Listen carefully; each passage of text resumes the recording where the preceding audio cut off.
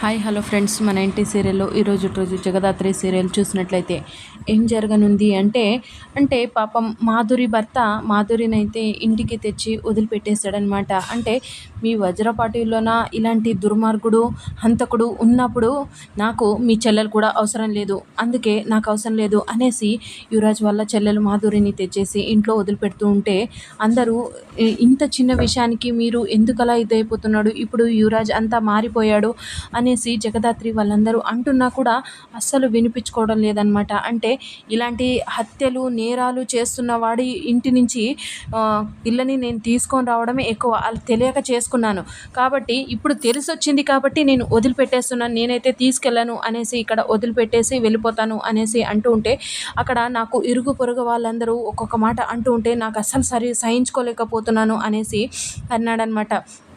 అప్పుడే అంటే ఏంటి సహించుకోలేకపోతున్నావా, ఏం మాట్లాడుతున్నాను, మా అన్నయ్య గురించి ఒక్క మాట మాట్లాడినా కూడా మా అన్నయ్య తప్పు చేసిండొచ్చు, కాకపోతే మా అన్నయ్య ఎప్పటికైనా మా దృష్టిలోన ఎప్పటికీ గొప్పవాడే, ఇంకో మాట మా అన్నయ్య గురించి మాట్లాడేవంట నీకు బాగుండొచ్చు చూడు అనేసి వాళ్ళ ఆయనకి వార్నింగ్ ఇస్తూ ఉంటే ఏం మాట్లాడుతున్నావు నువ్వు అనేసి అన్నాడనమాట. అనడంతో ఇక మాధురికి ఇంకా కోపం వచ్చేసి ఏమంటుంది అంటే మీ నాన్న ఏమైనా తక్కువ, మీ నాన్న కూడా జైలుకి వెళ్ళొచ్చాడు, మీ నాన్న కూడా ఒక క్రిమినల్, అలాంటి క్రిమినల్ని ఇంట్లో చూస్తూ తిరుగుతూ ఉన్నాను కదా, చాలా అంటే పట్టరానంత కోపం ఉంది, అయినా కూడా నేను అన్నిటినీ భరించుకొని సహించుకొని ఉన్నా కూడా ఇప్పుడు నన్ను ఇలా అంటున్నావా నువ్వు అనేసి అనడంతో ఏం మాట్లాడుతున్నావు నువ్వు మా నాన్న గురించి అనేసి మాధురిని అయితే కుట్టబోతాడనమాట. వాళ్ళ ఆయన కుట్టబోతూ ఉంటే అప్పుడే యువరాజ్ చేయి పట్టుకుంటారనమాట.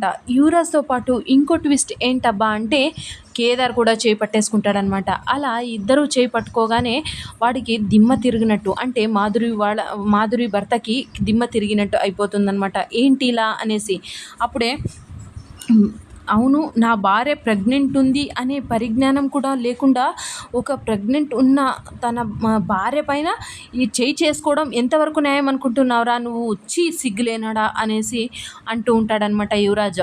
అప్పుడే కేదార్ ఏమంటాడు అంటే నువ్వు ఇంకోసారి మా చెల్లెల మీద చెయ్యి వేసుకోవాలి, చెయ్యి వెయ్యాలి అన్నా కూడా ఈ ఇద్దరు అన్నయ్యలని దాటి రావాలి అనేది నువ్వు ఒక్కసారి గుర్తు పెట్టుకో అనేసి వాడికైతే అంటే మాధురి భర్తకైతే వార్నింగ్ ఇచ్చేస్తాడనమాట. అలా వార్నింగ్ ఇవ్వగానే మాధురి భర్త అయితే చేయి దింపేసి వెనక్కి జరిగేస్తాడనమాట.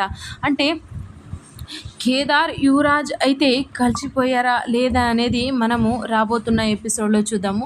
కాకపోతే అలా మాధురి వల్ల ఆయనకి వార్నింగ్ ఇవ్వడంతో అక్కడి నుంచి మాధురి వల్ల ఆయన మరియు వాళ్ళ అత్తయ్య ఇద్దరు వెళ్ళిపోతారనమాట. సో ఇది ఫ్రెండ్స్ ఇవాల్టి సీరియల్ సన్నివేశాలు. Please like, share, subscribe my channel and thank you for watching.